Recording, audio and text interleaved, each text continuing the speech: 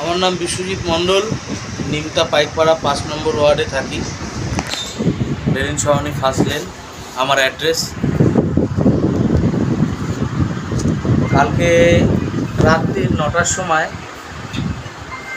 এক বয়স্ক মহামডান লোক আমার বাড়ির পাশের থেকে যাচ্ছিলেন।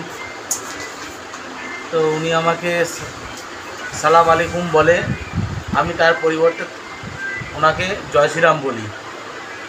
জয় শ্রীরাম বলাতে 1 ঘন্টা পরে 10টা নাগাদ প্রায় 150 থেকে 200 রোহিঙ্গা বাংলাদেশি জিহাদিদের নিয়ে আমার ঘরের ভিতরে ঢুকে বাড়ি ঘর দরজা সব ঘরের তছনছ করে, ঠাকুর আলমারি সমস্ত কিছু ভেঙে, তারপর আমাকে রক্তাক্ত করে, এমনকি আমার বউকেও মারে। 3-4 জন মিলে আমার বউয়ের গায়েও হাত দেয়। আপনাকে মেরেছে কারা? মহিলারা না পুরুষরা? পুরুষরা মেরেছে। পুরুষরা আপনার গায়ে হাত দিয়েছে? হ্যাঁ হ্যাঁ, আমার হাতে এখানে মেরেছে। ঠিক আছে, গায়ে হাত দিয়েছে, আমাকে বলেছে উল্টো পাল্টা জায়গায় হাত দিয়েছে। হ্যাঁ, উল্টো পাল্টা জায়গায় হাত দিয়েছে। আমাকে বলেছে যে তুই যদি বাঁচতে চাস, তুই তোর স্বামী সন্তান নিয়ে এলাকা ছাড়া হয়ে যা, তোকে এখানে থাকতে দেবো না। আর রাতে আমরা আসছি। চাপড়ের দাগ।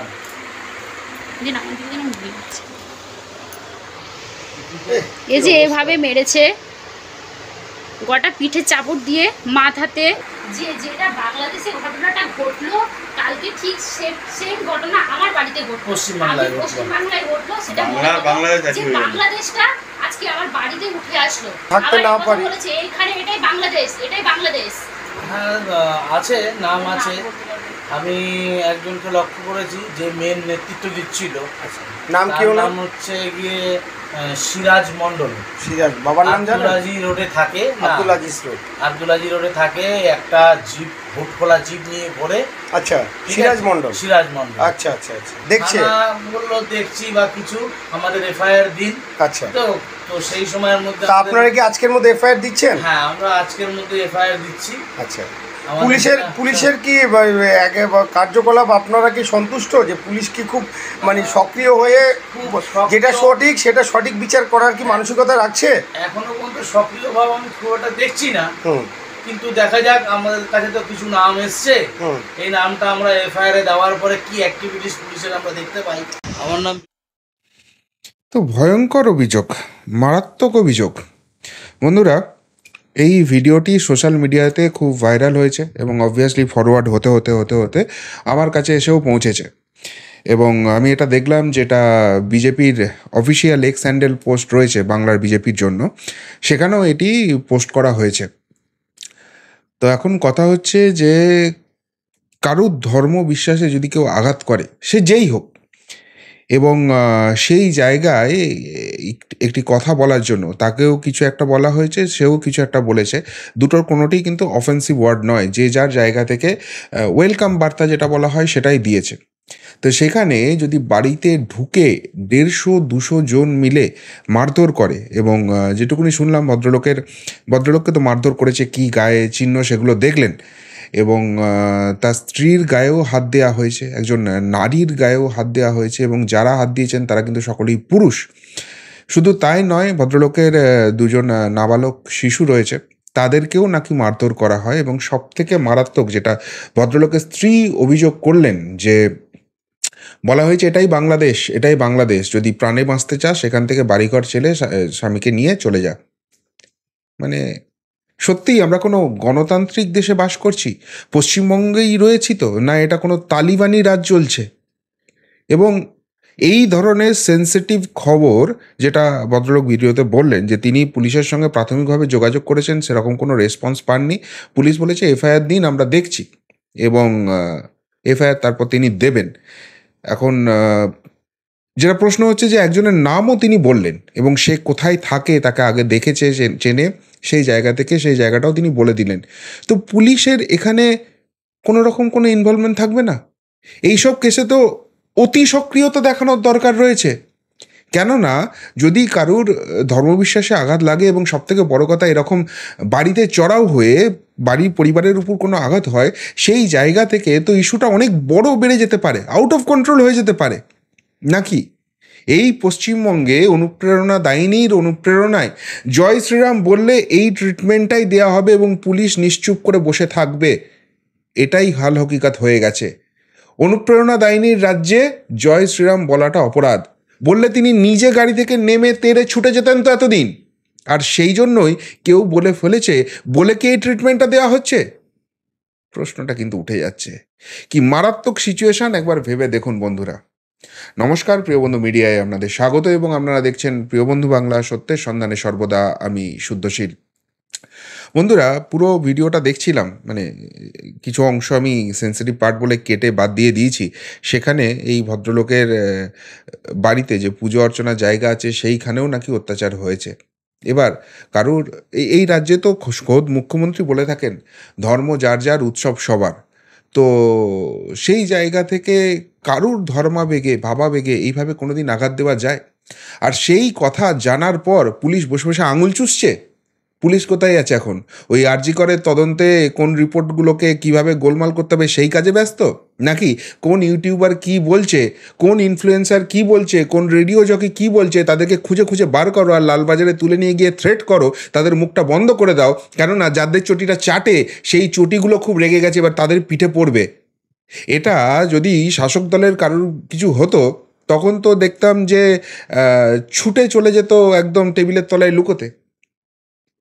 কি অবস্থা! ভদ্রলোক নিজের নাম, পরিচয়, ঠিকানা সমস্ত কিছু বলছেন। তার স্ত্রী পাশে বসে আছেন, তিনি অবধি অভিযোগ জানাচ্ছেন এবং থানায় প্রাইমারিলি যোগাযোগ করা হয়েছে। থানার রেসপন্স হচ্ছে আপনারা এফআইআর দিন, আমি দেখছি তারপর। আর পুলিশের কোনো রকম কোনো অ্যাক্টিভিটি নেই। সবার আগে যদি কেউ অভিযোগ করে, আমি অন্য কিছু বাদ দিয়ে দিলাম, কারুর বাড়িতে যদি এরকম অভিযোগ আসে যে 150-200 জন মিলে হামলা করেছে এবং তাদেরকে থ্রেট দেওয়া হয়েছে যে এখানে সপরিবারে এখান থেকে চলে না গেলে কিন্তু অবস্থা খারাপ হয়ে যাবে, সবার আগে তো সেখানে পুলিশ প্রোটেকশন বসার দরকার আছে। কারা এত বড় কথা বলল সেইটা তদন্ত করে দেখার দরকার আছে। এখন যদি তর্কের খাতিরে, যুক্তির খাতিরে আমি ধরে নিই যে এটা ফলস অ্যালিগেশন হচ্ছে, তাহলেও তো সেটা তদন্ত করে দেখার দরকার আছে। এবং সবথেকে মারাত্মক বিষয় যেটা আছে এখানে দেখুন, সেটা হচ্ছে যে এনারা যেটা অভিযোগ করছেন, এই ফ্যামিলি যেটা অভিযোগ করছে যে এখানে নাকি রোহিঙ্গা বাংলাদেশি আছে। এখন কি করে তারা জানলেন তারা রোহিঙ্গা বাংলাদেশি? সত্যিই সেটা বলছেন নাকি আবেগের বশে বলে ফেলছেন? কোন দিকটা আছে সেটাও তো তদন্ত করে দেখার দরকার আছে। সত্যিই যদি কোনো রোহিঙ্গা বাংলাদেশি ঢুকে এই ধরনের অনাচার করে, তাহলে সেটা আমাদের জাতীয় সুরক্ষার ক্ষেত্রে, আমাদের রাজ্যের সুরক্ষার ক্ষেত্রে সব দিক থেকে তো প্রবলেমেটিক জায়গায় চলে যাচ্ছে। তাহলে এত বড় ইস্যু, এত বড় সেন্সিটিভ ইস্যু, আর পুলিশ বসে বসে আঙুল চুষছে। পুলিশ মন্ত্রী ব্যর্থ, অপদার্থ। এটা তো আরজিকর কাণ্ডে প্রমাণিত হয়ে গেছে, বলে দিয়েছে কলকাতা হাইকোর্ট, এবং সেই জন্য সিবিআইয়ের হাতে তদন্ত গেছে। কিন্তু এই কেসগুলোকে কিভাবে হ্যান্ডেল করা হচ্ছে? ছি ছি ছি ছি ছি ছি। নাকি পুলিশ মন্ত্রীর নির্দেশ আছে, ওই জয় শ্রীরাম শব্দটা শুনলে তার কান তো লাল হয়ে যায়, মাথা তো গরম হয়ে যায়, সেই জন্য এর আগে গাড়ি থেকে নেমে ছুটে তাড়া করতেন না? ওই 2019-এর ইলেকশনের পরের ঘটনাগুলো মনে আছে? কতগুলো ইনসিডেন্ট হয়েছিল পরপর, কতজনকে তুলে নিয়ে গিয়ে জয় শ্রীরাম বলার জন্য জেলে পোড়া হয়েছিল, পুলিশ দেখে তাদেরকে ইন্টারোগেশন করেছিল। তো সেইটারই ট্রেন্ড আছে নাকি যে সারা পশ্চিমবঙ্গে জয় শ্রীরাম ট্রেন্ড? জয় শ্রীরাম কথাটা বলা যাবে না, এটা ব্যান করে দেওয়া হয়েছে। তো সেটা অফিসিয়ালি জানাক। মুখে বড় বড় বাতেলা ঝাড়েন, ধর্ম যার যার, উৎসব সবার, তাকে একটা অভিবাদন জানানো হয়েছে। পাল্টা তিনি যে ধর্মে বিশ্বাস করেন সেই ধর্ম অনুযায়ী তিনি অভিবাদন করেছেন। এখানে যদি কোনো অফেন্সের ব্যাপার থেকেও থাকে সেটাও পুলিশ বলুক, বলে দিক অফিসিয়ালি যে না, এই রাজ্যে এই কথা বলা যাবে না। তিনি কোন অন্যায় কাজটা করেছেন? আর যাই অন্যায় করে থাকুক, যদি ধরে নিলাম যে কেউ একজন তাকে অভিবাদন করেছে, তার উত্তরে তিনি জয় শ্রীরাম বলেছেন, সেটা খুব অন্যায় কথা। সেটা তো আদালত বিচার করবে, আইন সেই ব্যাপারটা দেখবে যে সেখানে সত্যি এর দোষ আছে কি এর দোষ নেই। সেই জায়গা থেকে কারোর কি বাড়িতে 150-200 লোক নিয়ে গিয়ে হামলা করার অভিযোগ আছে? বাড়ির স্ত্রী, নাবালক পুত্রদের এইভাবে অত্যাচার করার, মারার কোনো অধিকার আছে? বাড়িতে ঢুকে ভাঙচুর করার কোনো অধিকার আছে? এবং ভারতীয় ন্যায় সংহিতার যে আইন ভারতবর্ষে ইমপ্লিমেন্ট হয়েছে সেই অনুযায়ী যদি এই ধরনের কোনো মব লিঞ্চিংয়ের ঘটনা ঘটে, এই ধরনের কোনো যদি গণরোষের নামে মানে একাধিক লোক গিয়ে সেখানে কারোর উপর আক্রমণ করে, সেটার জন্য তো শাস্তির বিধান আছে। এই রকম সেন্সিটিভ ইনফরমেশনে এখনও পুলিশ চুপ করে বসে আছে, স্টেপ নিচ্ছে না। আর পুলিশ মন্ত্রী এগুলো কিছু দেখতে পায় না? তাহলে এই অপদার্থ ব্যর্থ পুলিশ মন্ত্রীর কি আমাদের রাজ্যের দরকার আছে? ইমিডিয়েটলি তো রিজাইন করা উচিত। কি বলবেন বন্ধুরা? যদি কিছু বলার থাকে এই বিষয়ে অবশ্যই কমেন্ট বক্সে কমেন্ট করে জানাবেন। এখনকার মতো এখানেই শেষ করলাম। ফেরত আসছি নতুন প্রতিবেদন নিয়ে খুব তাড়াতাড়ি। ভালো থাকবেন, সাথে থাকবেন, পাশে থাকবেন। নমস্কার।